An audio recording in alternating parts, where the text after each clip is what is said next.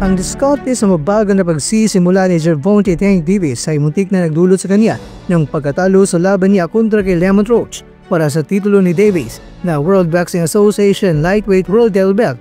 Nagtapos ang laban sa pamamagitan ng isang majority draw sa harap ng gulat na crowd na umabot ng 19,250 katao sa Barclays Center sa Brooklyn, New York.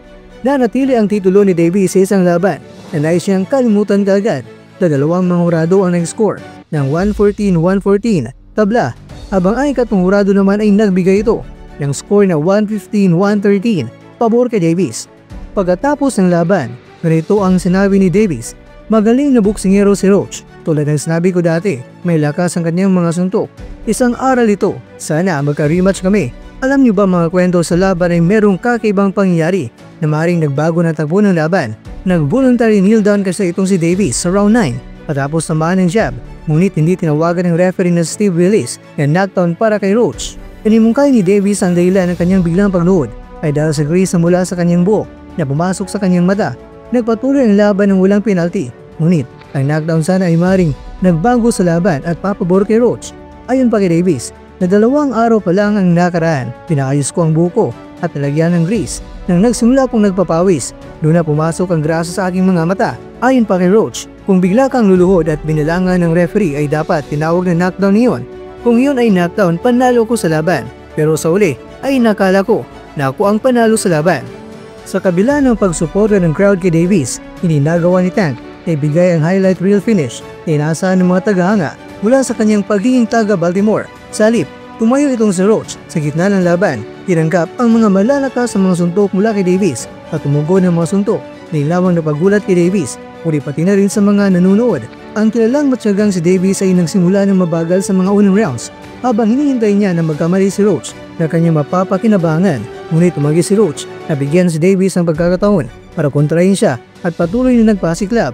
Ngumiti at nagipag-usap pa si Davis kay Roach sa mga unang bahagi ng laban, ngunit kailangan maging seryoso ni Davis na mapagtanto niya na hindi talaga nagpapabaya itong si Roach sa laban.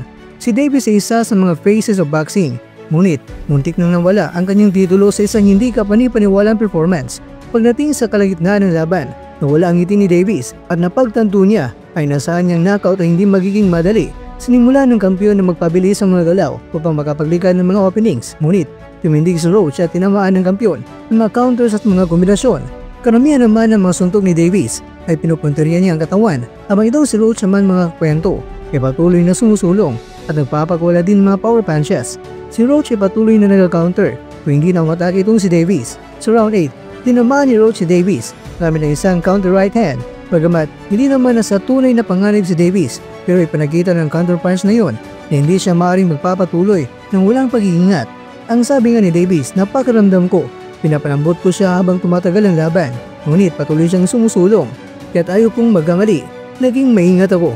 Bagamat kakwento, pinilit ni Davis na ipagpatuloy ang aksyon sa mga championship rounds at paglansya ng mga ilang malalakas sa mga suntok, pero hindi pa rin niya napatumba si Roach. Ngunit ang kanyang pagiging aktibo ay nabigay sa kanya ng huling 2 rounds sa lahat ng 3 mga scorecards upang makuha ang draw at napanatili ang titulo. Ayon sa punch stats, si Davis ay may 103 punches landed out of 279 habang si Roach naman ay aktibo, nakapaglaan ng 112 out of 400 na mga suntok.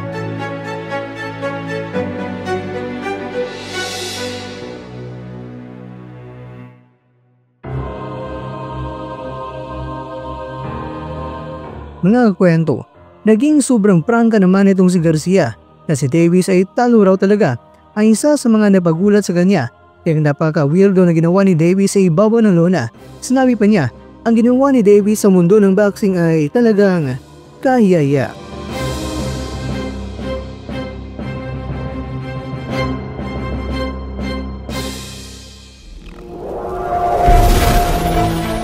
At dyan, nagtatapos ang ating kwento.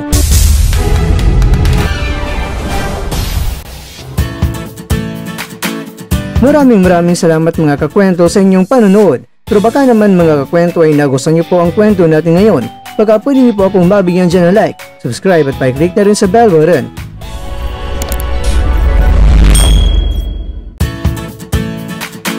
Pero bago tayo tatapos mga kwento, syempre, shoutout po muna tayo dyan sa ating mga kakwento.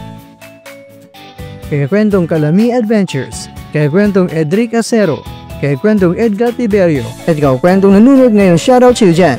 Bueno, hanggang dito na po muna ang ating kwentuhan at abangan nyo na po ating susunod na video. At dito na po yan sa isang channel na kung saan maaring ito'y mga kwentong di pa na kwento sa inyo.